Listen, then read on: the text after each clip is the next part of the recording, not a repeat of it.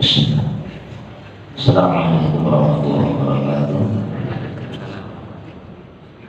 Innal hamdalillah nahmaduhu wa nasta'inuhu wa nastaghfiruh wa na'udzu billahi min shururi anfusina wa min sayyi'ati a'malina.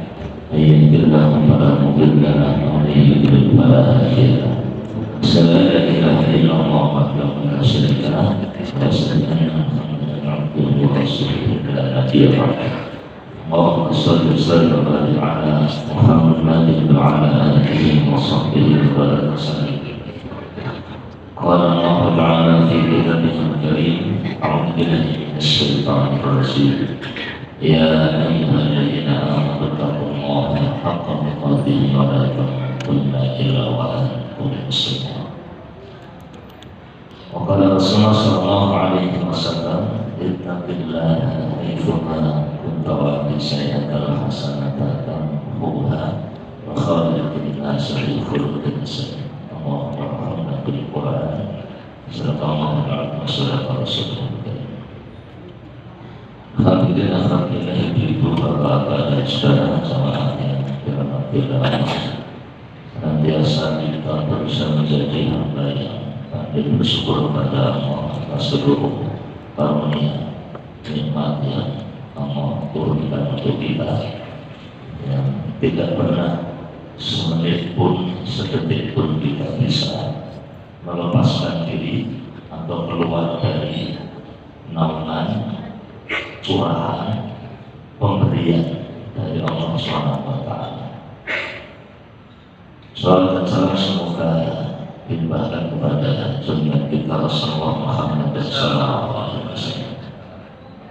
Di antara nikmat yang besar itu, sebagaimana disebutkan oleh sebagian ulama, sayyidil na'am dunya al-afiyah. Nikmat terbesar untuk urusan dunia adalah kesehatan, sehingga dengan kesehatan itu kita bisa melakukan banyak kebaikan. Tetapi dalam konsep Islam, sakit itu tidak kemudian secara otomatis dimaknai sebagai lawan dari nikmat. Kalau sehat itu nikmat, sakit itu tidak secara otomatis boleh disebut sebagai adab. Dan semua nikmat yang Allah berikan berimplikasi kepada dua kemungkinan. Kalau dia tidak berfungsi sebagai ujian, maka ya cobaan. Contoh saja, sehingga tidak hanya sakit yang disebut sebagai ujian, sehat pun juga cobaan. Tidak hanya miskin yang disebut sebagai cobaan, kaya pun juga ujian. Maka kekayaan, kesehatan, waktu luang, kekuasaan, kewenangan, semuanya akan dimintai bertanggung jawab oleh Allah Subhanahu wa Ta'ala. Nah, saya sebagai mukadimah membahas tentang sakit. Sakit fisik di dunia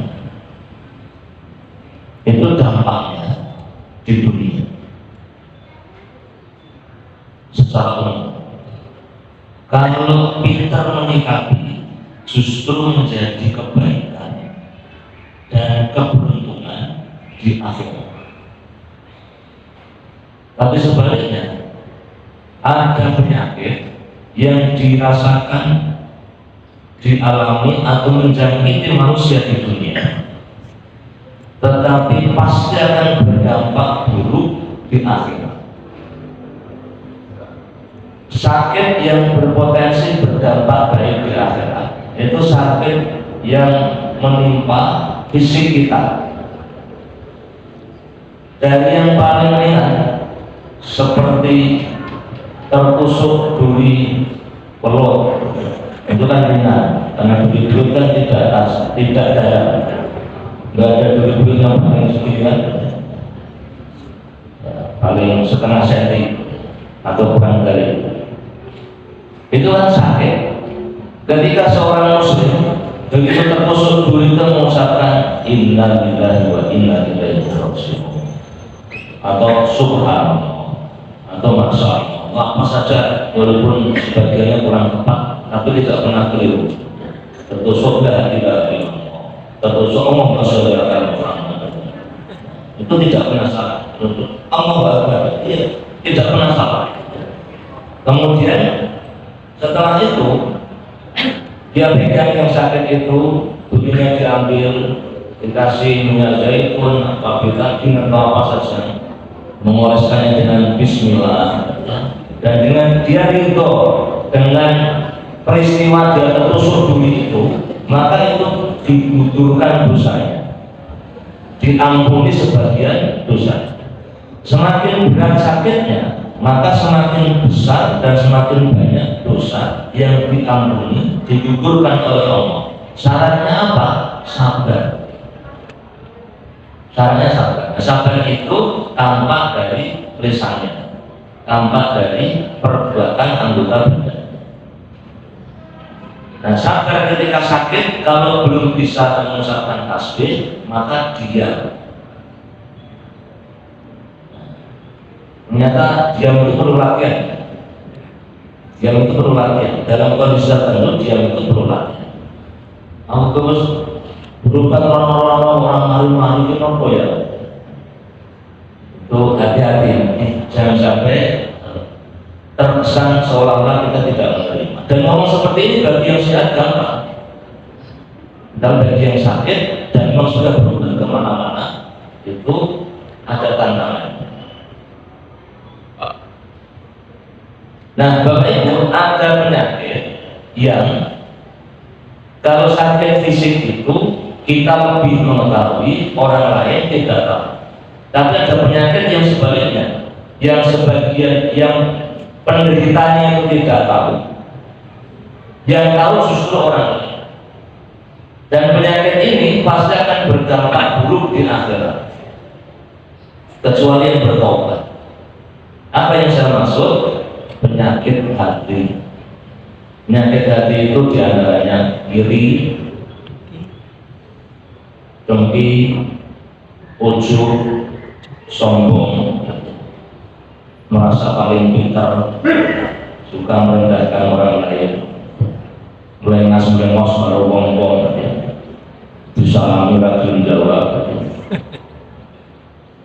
Nah, di antara penyakit kayak begitu itu, yang mengetahui malah orang lain, walaupun orang lain kadang juga terburu-buru dan keliru menyimpulkan. Apa yang saya maksud? Ada seseorang yang banyak orang itu menyebutnya pelit, tapi kita tidak menyebutnya pelit. Kenapa? Karena pernah membayari aktu jajan. Jadi orang lain atau tidak itu tergantung subjektivitas kita, dan sangat mungkin tergantung ya kepentingan kita. Jadi orang lain mau bilang orang itu jahat, orang itu, tapi kalau baik sama saya, nah itu ya baik. Sebaliknya orang lain bilang itu orang itu baik, tapi orang itu pernah bohong sama saya sekali, maka kita menyebutnya tidak baik. Nah, ada satu penyakit hati yang sangat berbahaya, yakni yang mau saya bawakan menjadi tema pembahasan pada pagi ini, yang adalah kerakusan, tamak. Sudah diserap ke bahasa kita, yakni tamak. Apa yang terjadi jika kerakusan diperlukan? Apa itu tamak? Atau kerakusan itu, ya keinginan berlebihan terhadap harta, jabatan, kenikmatan, atau keuntungan dunia. Nah, sifat rakus itu kalau hingga pada seseorang, maka dia akan mudah ditandai. Salah satunya sulit untuk bersyukur. Padahal syukur itu yang menjadikan hidupnya tenang. Karena sulit bersyukur, maka dia tidak pernah merasa puas. Karena tidak pernah merasa puas, maka dia tidak cukup, sehingga yang sudah dimiliki ini tidak pernah cukup, sehingga yang halal tidak cukup, maka dia melakukan berbagai cara untuk memuaskan keinginannya. Jadilah ia menghalalkan segala. Karena fokusnya kepada dunia, memperturutkan syahwat hawa nafsunya, maka dia sibuk mengejarnya hingga lalai dengan tugas utamanya, yakni untuk beribadah kepada Allah, melalaikan akhirat. Padahal Bapak Ibu, hakikat kehidupan dunia itu sebagaimana firman Allah dalam surah Al-Hadid ayat 20, A'udzubillahi minasyaitonir rajim.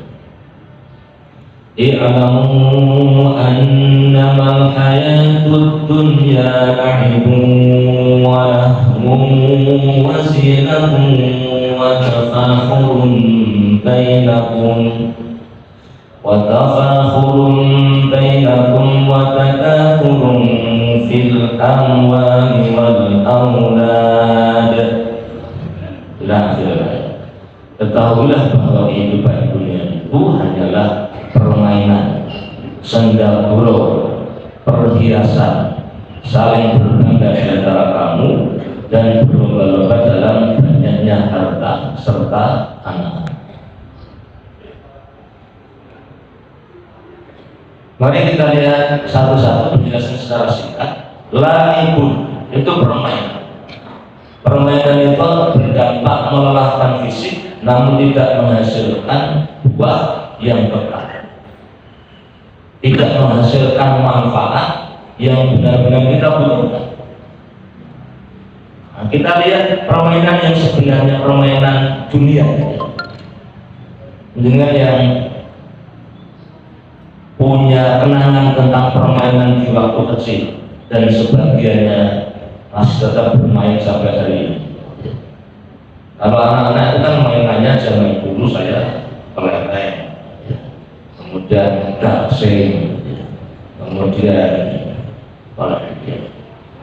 tawonan atau tawanan. Tahu? Anda tahu? Masih muda ya, tidak tahu. Kemudian ada jilat terus ya, gobak sodor. Nah, itu permainan anak-anak zaman tahun 70-80. Nah, kalau sekarang permainan anak itu harus semuanya habis di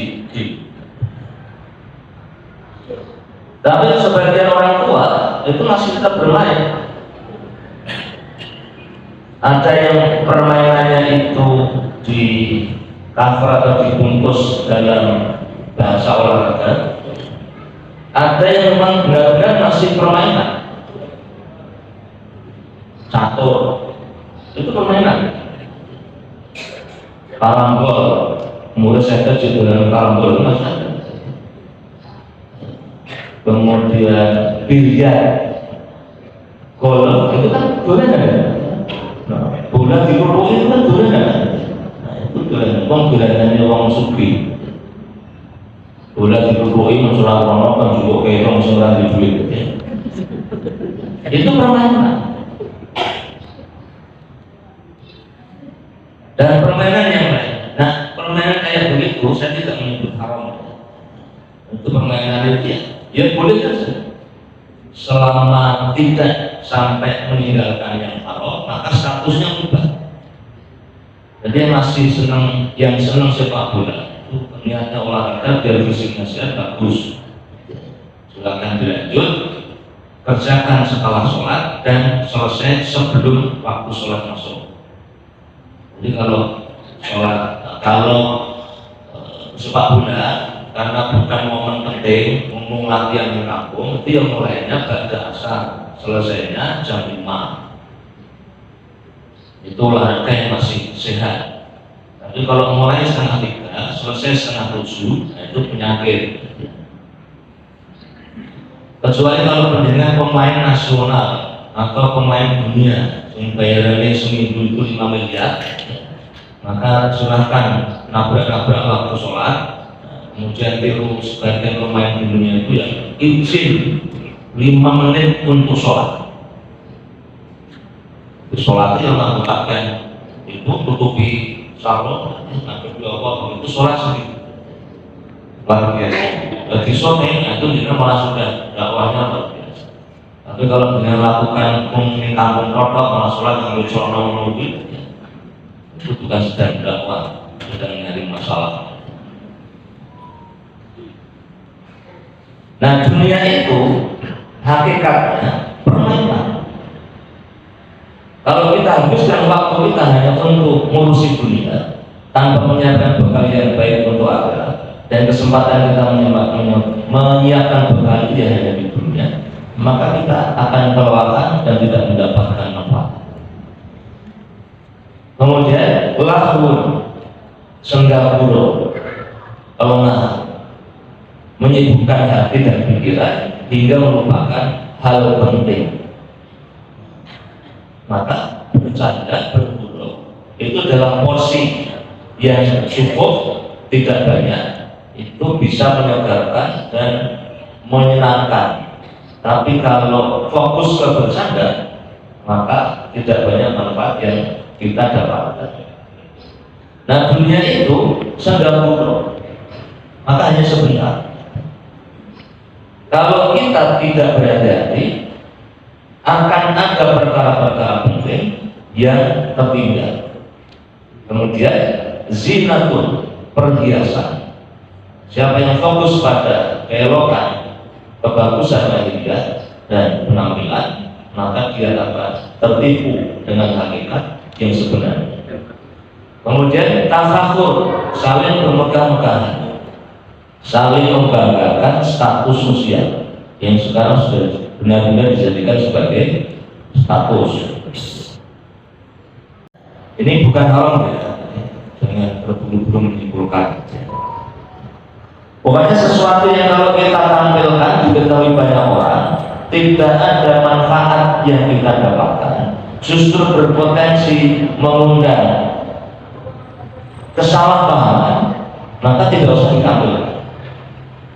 Termasuk kemesraan suami istri itu juga tidak usah dijadikan sebagai status. Kenapa? Itu menyakitkan bagi wong lanang sing ora lucu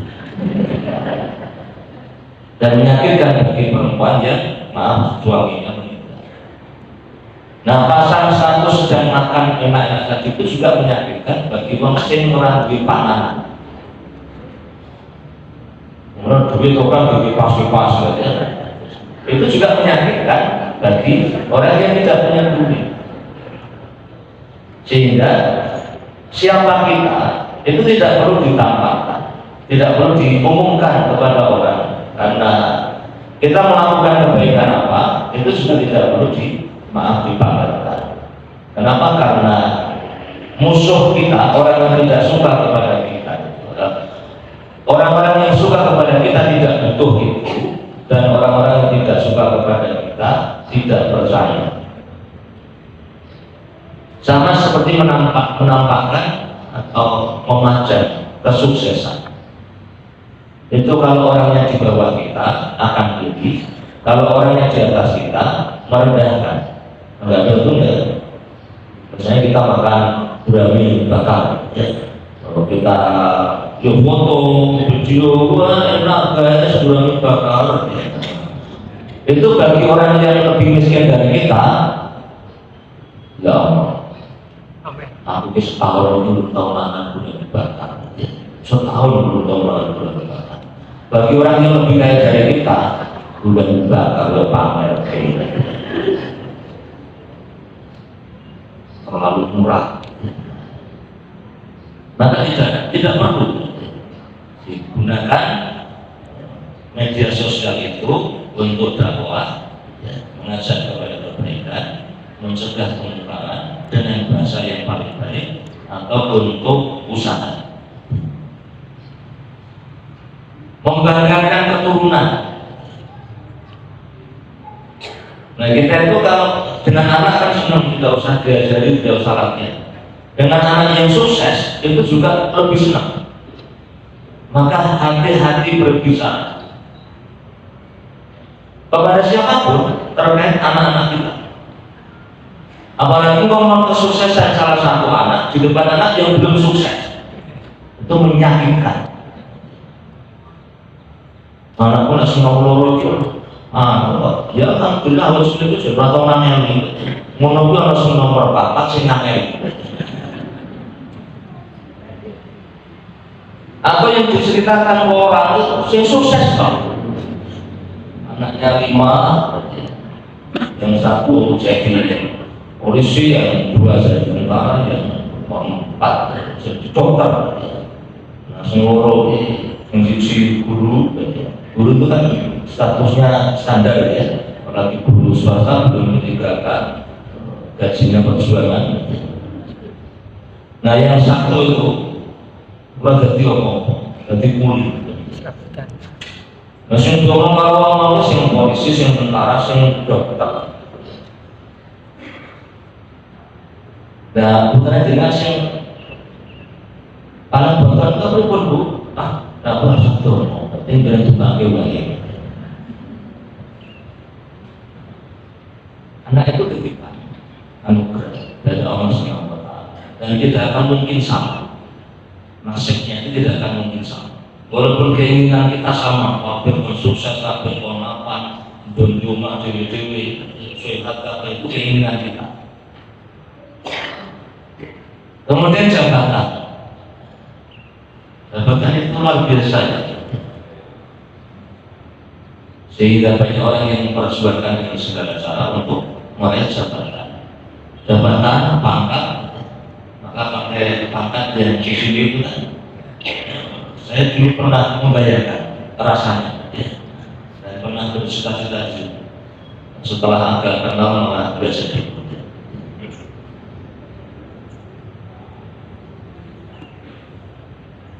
Takasur, berlomba-lomba, ambisi mengumpulkan harta, jumlahnya dibanyakan, kemudian anak dengan prestasi yang membanggakan. Itu hakikat dunia.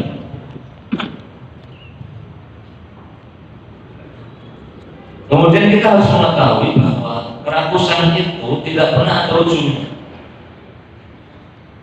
Rasulullah SAW bersabda, An Anas radhiyallahu anhu anna Nabi sallallahu alaihi wasallam qala law kana libni adama wadin min dhahabin ahabba an yakuna lahu wadiyani walan yamla'a fahu illa turab. Seandainya anak memiliki 1 lembah emas, niscaya ia ingin memiliki 2 lembah emas. Tidak ada yang memenuhi mulutnya kecuali tanah.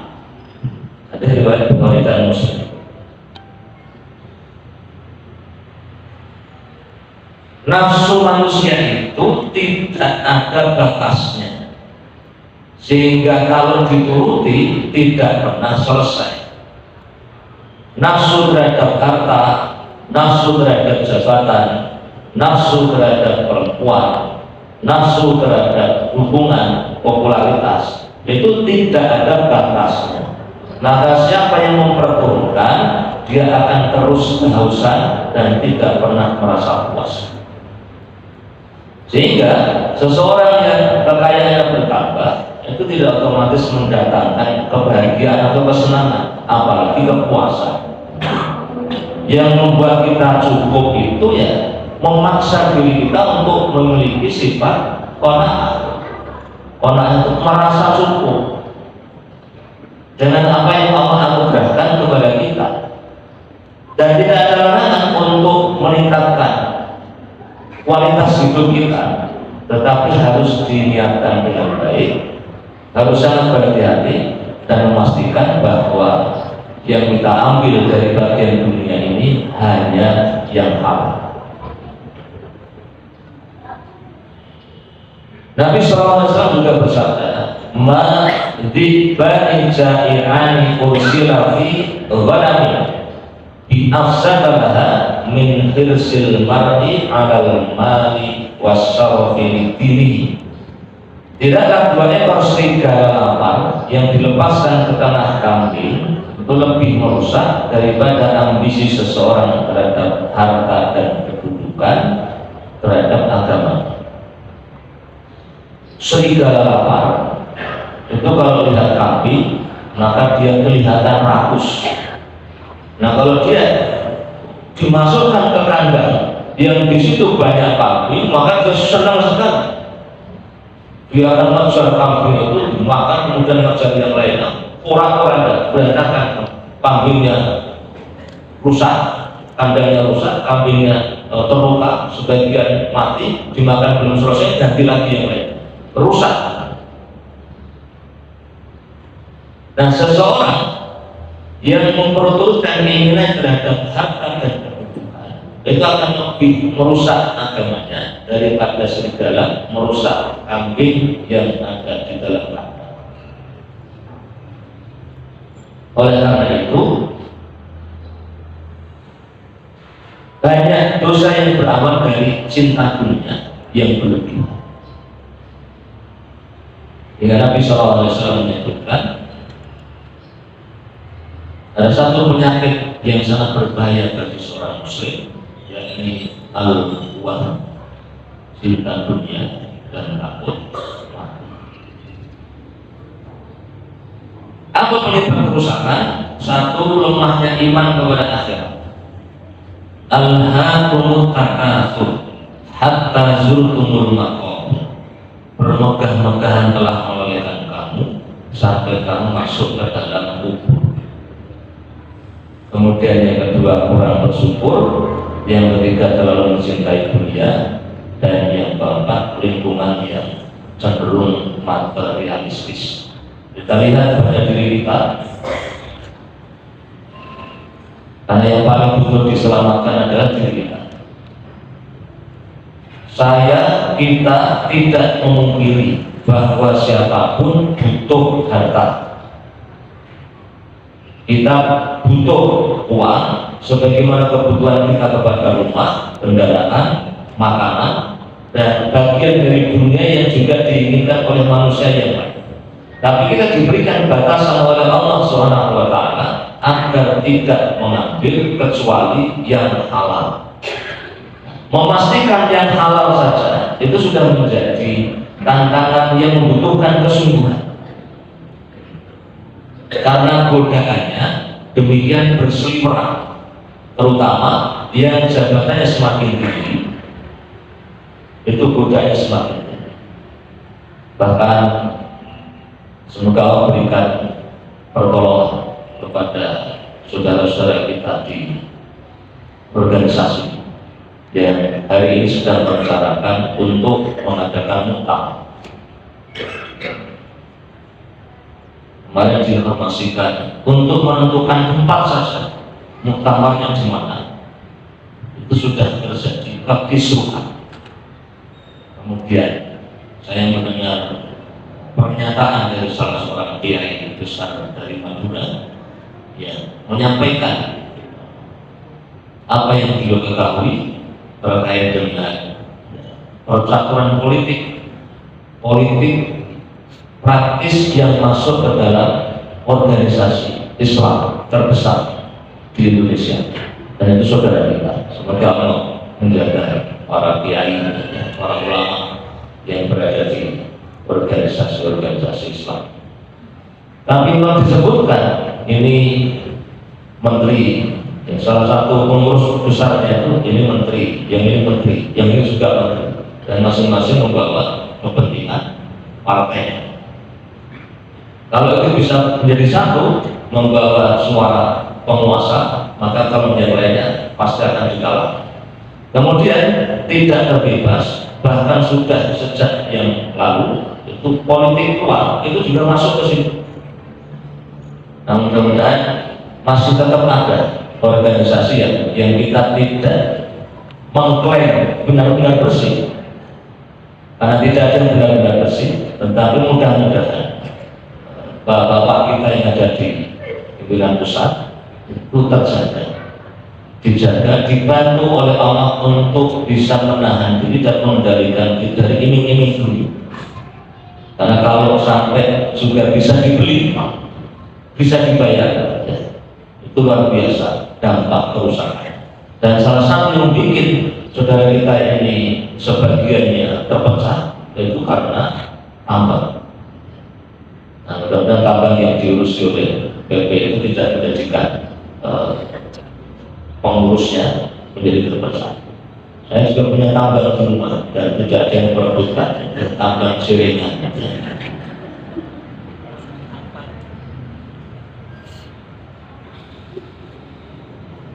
Kita ini boleh dan pada sebagiannya bahkan kita harus berjuang untuk bisa punya tempat tinggal, punya rumah.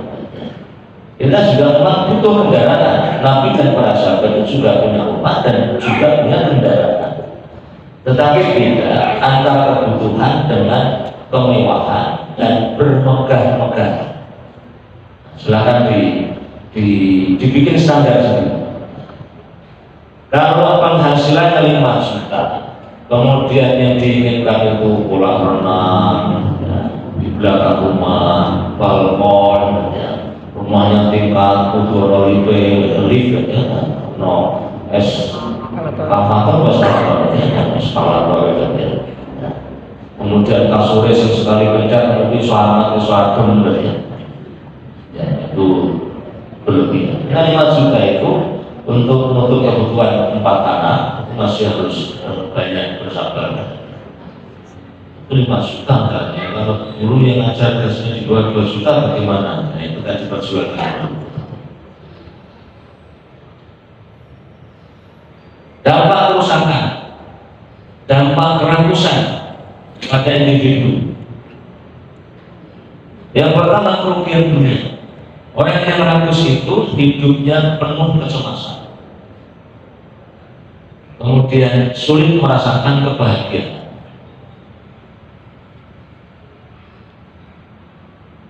Hilang keberkahan, terjerumus pada kecurangan. Berkah itu ziyadatut ta'ah, mungkin berkah, usahanya berkah, keluarganya berkah, anaknya berkah, dagangnya berkah. Berkah itu jika hingga pada sesuatu yang sedikit, insya Allah bisa menjadi banyak. Jika hingga pada sesuatu yang banyak, maka manfaatnya akan menjadi semakin luas. Tetapi tidak setiap yang bertambah banyak mesti berkah. Tidak setiap yang laris mesti berkah. Bahwa salah satu ciri orang dagang yang diberkahi itu kemudian laris menjadi semakin banyak, itu iya. Tapi tidak setiap yang laris ramai mesti berkah. Ketentuan atau tandanya apa? Sebagaimana yang dikatakan sebagian ulama, berkah itu ziyadatul ta'ah atau ziyadatul khair, bertambahnya ketaatan atau bertambahnya kebaikan. Jadi cara menandai harta yang kita miliki, keluarga, anak, kendaraan, rumah, apa saja fasilitas yang kita miliki, itu berkah apa tidak, melihatnya dari situ. Nambah manfaat atau tidak, nambah taat atau justru tambah maksiat. Kalau dulu punya motor, pengen mobil, kemudian setelah punya mobil jadi tambah ramah, tambah sayang dengan keluarga, kemudian ngaji semakin lancar, bahkan bisa ngajak tetangga, maka insya Allah ini tanda keberkahan. Tapi kalau dulu motor, sekarang punya mobil, kemudian malah kakean dunan, jalan-jalan pas dimana mesti anak pagi, agar pas anak pagi dia rajin dari bulan, apa mobilnya baru, kemudian mobilnya dipakangi, betul ini pasalnya juga ikram kabeh, karena banyak kilo kusin uang orang ketoro. Itu bukan tanda keberkahan, itu tanda adab maksiat. Kemudian orang yang rakus itu terjerumus pada kecurangan, mengambil yang bukan haknya. Orang dagang kalau rakus maka jadi curang, mengurangi timbangan. Itu barangnya berapa kilo siji ya. Harusnya 1 kilo itu 10 on, jadinya hanya 9,5 on. Karena mau sidik bapak, sidik kita mau siji. Nah, sing tuku wong 1000. Kalau bentuknya emas, ya, labelnya tulisannya 12.000, ternyata ketika dibayar 13. Kalau ada yang ngonangi, ada yang mengetahui, kemudian tinggal sampaikan, minta maaf bapak belum, tadi sudah direncanakan mau diganti. Yang ini kelewat. Kena uangnya ampian atau api yang tidak masalah, ya sudah, ini hanya ngurusi dirinya sendiri. Yang penting harga itu kembali ke 12. Tapi bagi yang lainnya, yang produk yang dibeli banyak, maka 1-2 item itu harganya tidak sebagaimana di label, itu harga itu. Apalagi yang beli laki-laki, yang beli cowok itu surang terus, juga di-stop bayar curang. Jadi panitia kalau rakus itu ya curang. Jadi rakyatku kalau rakus ya curang. Termasuk ngurus masjid itu kalau rakus itu bisa curang. Jadi ketua RT, ketua RW, pokoknya orang kalau rakus itu di mana-mana berpotensi mengambil yang bukan. Kemudian kerugian di akhirat yang berdampak di akhirat, maka kerakusan itu menyebabkan amalnya berkurang. Kemudian hati yang menjadi keras dan sulit untuk mendapatkan kekhusyuan dalam beribadah. Selalu yang paling penting untuk kita ingat dan kita perhatikan adalah diri kita. Saya mengajak belajar ini untuk saya dan untuk penjelasan semua, bukan untuk mengoreksi orang lain, tetapi kita harus mengambil pelajaran dari berbagai peristiwa yang bisa kita ketahui. Kemudian dampak kerakusan di tempat kerja. Nah, ini yang contohnya tidak saya tahu. Bentuk-bentuk kerakusan, satu yang paling besar, korupsi, manipulasi laporan, penyalahgunaan jabatan, persaingan tidak sehat, dan mengabaikan amanah. Saya tidak tampilkan, tapi saya baca. Jangan pasti pernah dengar, tetapi tidak pernah mengingat. Saya tanyakan ke ChatGPT data 10 korupsi terbesar 10 tahun terakhir.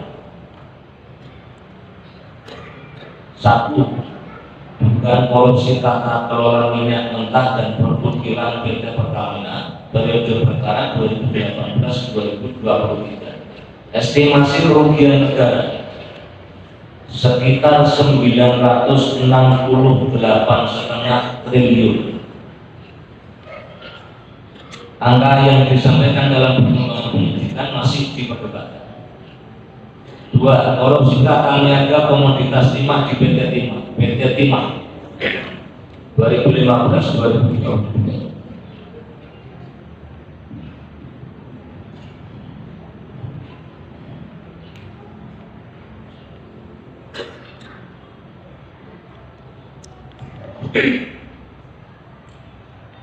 $300 triliun.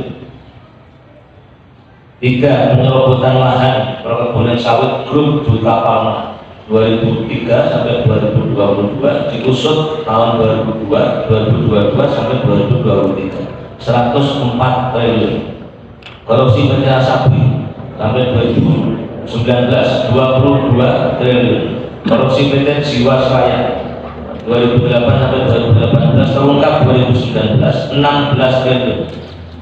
Korupsi BTS 4G Kementerian Komunikasi dan Informatika 2020 sampai 2022 sekitar 8 triliun. Dugaan korupsi pemberian fasilitas pembiayaan lembaga pembiayaan ekspor Indonesia 2019 sampai 2023 sekitar 11 triliun. Komanya tidak saya baca. Korupsi pengadaan pesawat PT Garuda Indonesia 2011 sampai 2021 kerugian diperkirakan 8 triliun. Korupsi ekspor CPO 2021 sampai 2022 potensi kerugian mencapai beberapa triliun. Korupsi pengadaan Chromebook di Kementerian Pendidikan, Kebudayaan, Riset dan Teknologi 2019 sampai 2022 nilai proyek sekitar 9,9 triliun. Yang terakhir nih, MPD. Jadi kata Cakmun, Indonesia itu benar-benar kaya. Kenapa?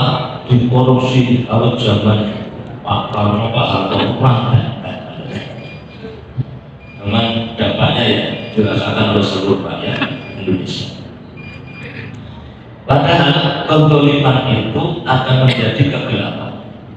Kezaliman itu pasti akan dibalas oleh Allah Subhanahu wa Ta'ala di dunia atau di akhirat, atau di dunia dan akhirat. Maka setiap pelaku kezaliman pasti akan dipertemukan oleh Allah dengan pihak yang dizalimi.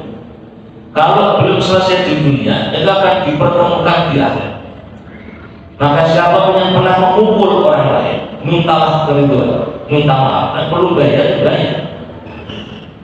Nah, maka benar ya, polisi itu kalau ada orang melakukan pemukulan atau melapor polisi itu bayar.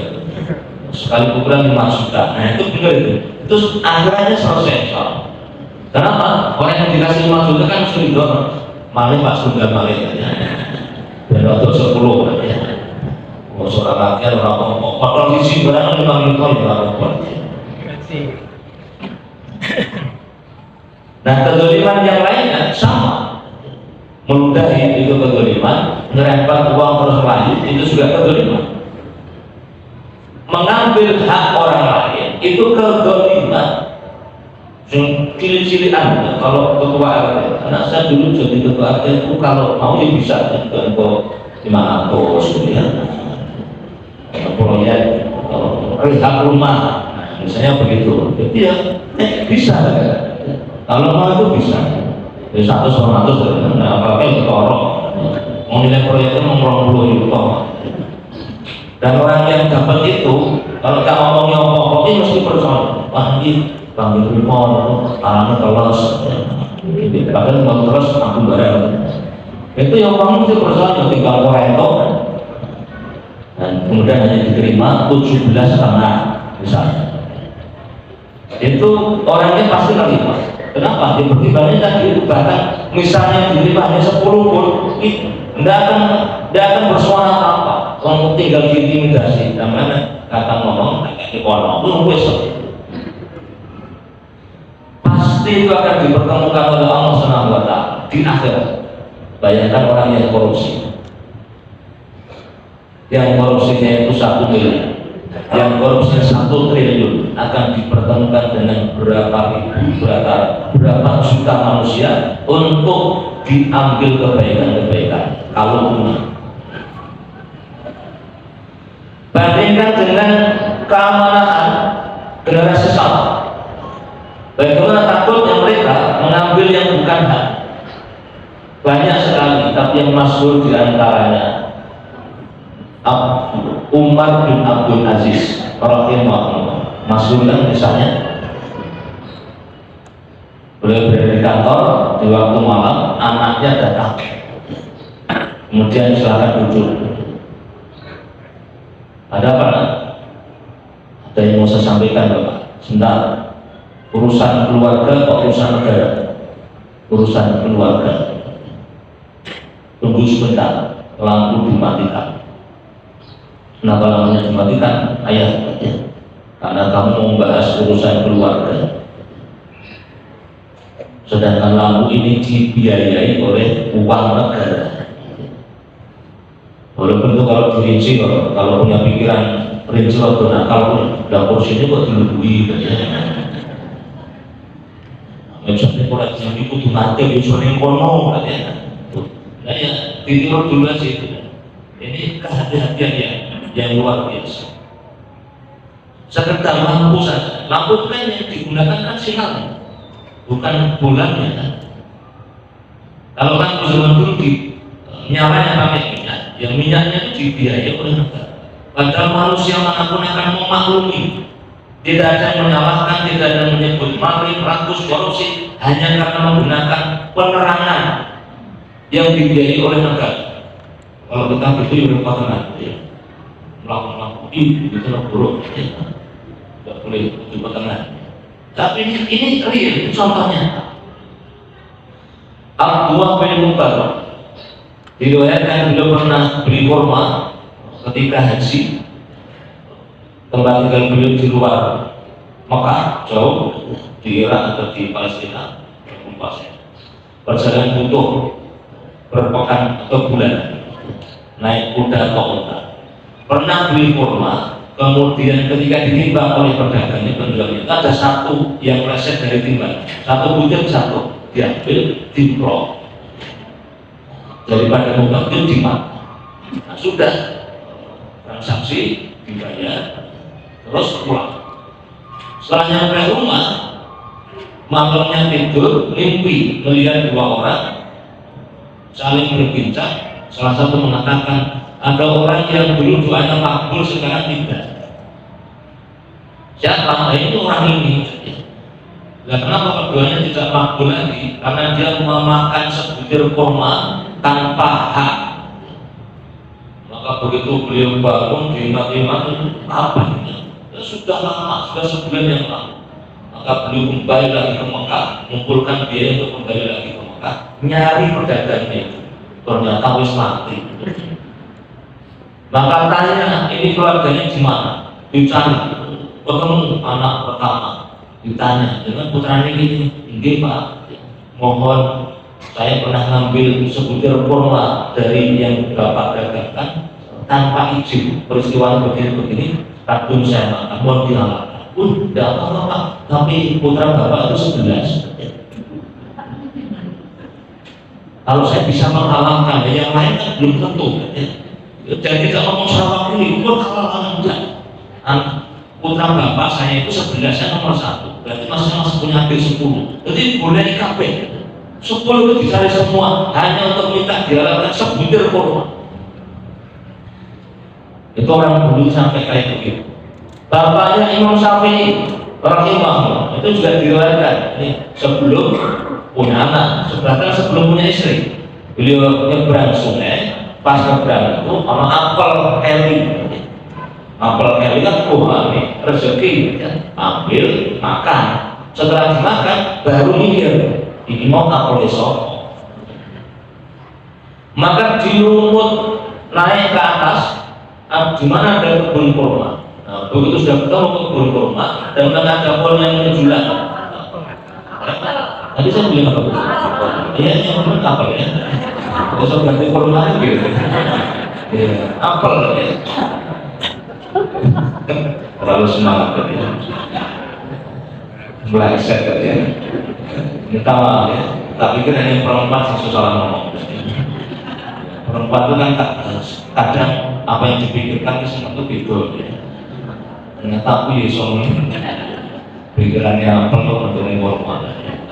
Dicari itu ada kebun apel, kemudian ada dahannya yang menjuntai ke sungai. Oh berarti kemungkinan ini, dan memang ada buah apelnya yang sedang berbuah. Maka dicari pemiliknya, dilakoni dan tidak saya baik.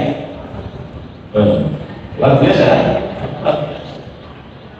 Kemudian setelah 3 tahun terus dinikahkan sama putri. Terus kebun ibarat kan. Setelah itulah punya anak dan anaknya itu Imam Syafi'i. Nah, itu kembalikan ke zaman sekarang. Maka kalau ada orang ngomong Bapak itu mirip Umar bin Khattab, terus mirip apa gitu.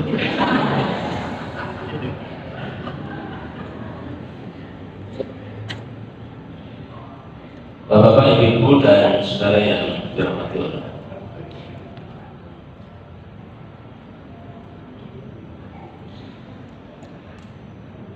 Kemudian akibatnya hilang kepercayaan, rusaknya organisasi, kalau itu organisasi, rusaknya pemerintahan, dan hilangnya keberkahan rezeki.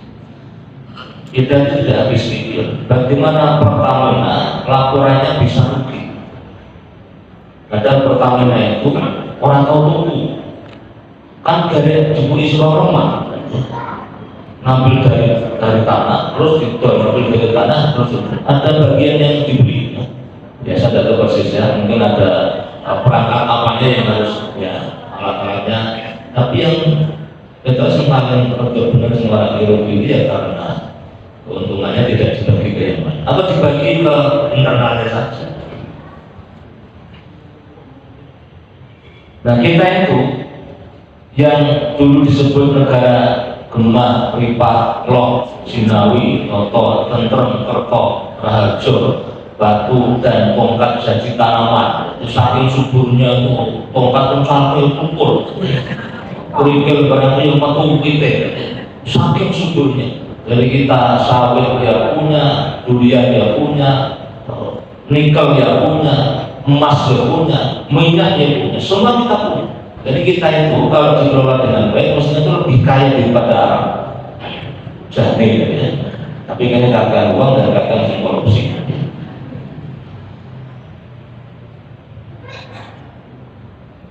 Ada tokoh populer namanya Qarun dan dia menjadi simbol kesombongan dan kerakusan. Inna Qaruna kana min qaumi Musa fabagha alaihim.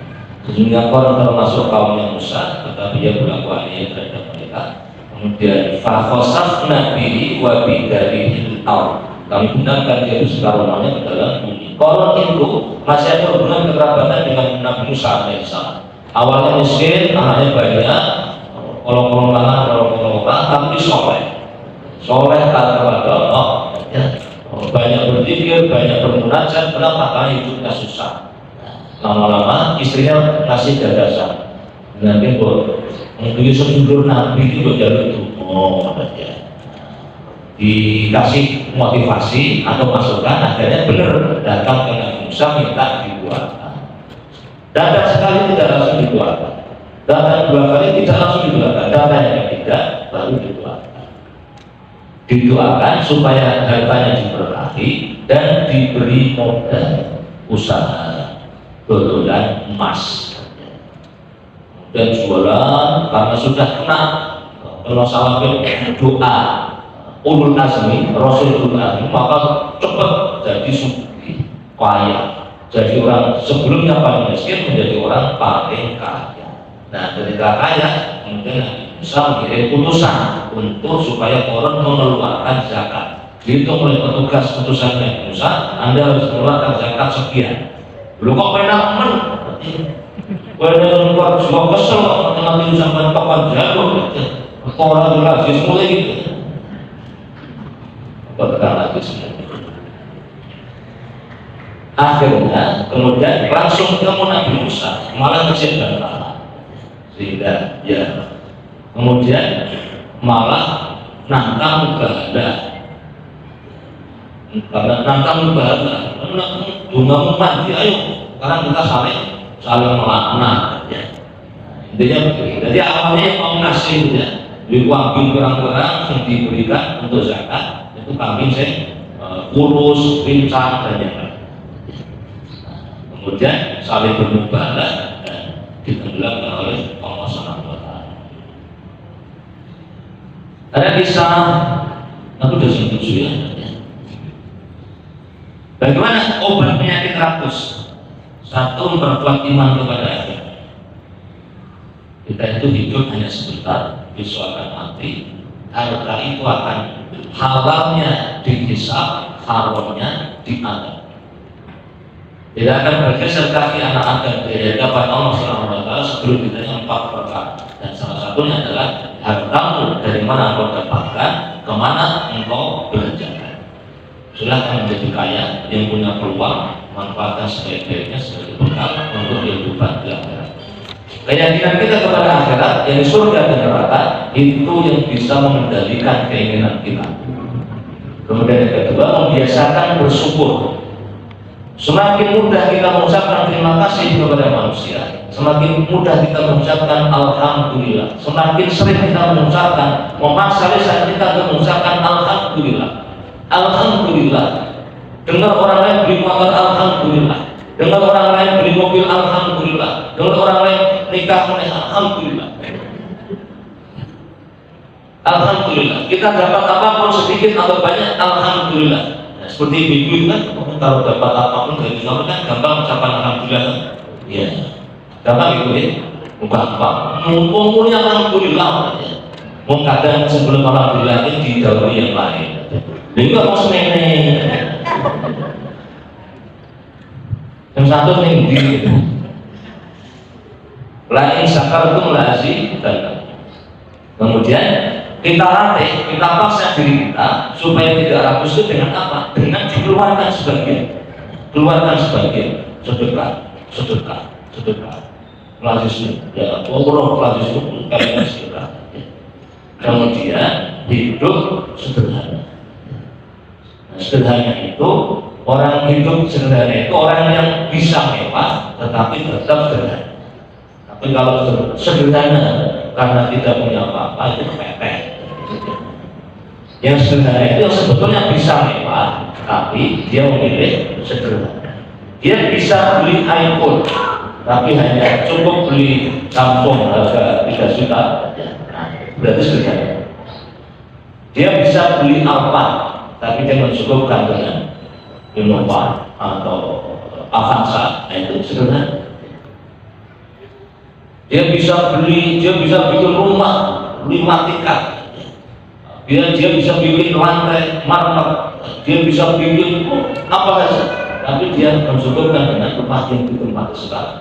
Dan dia berpikirnya bagaimana masjid ini, bagaimana bikinkan rumah orang-orang yang belum punya rumah. Nah, itu luar biasa.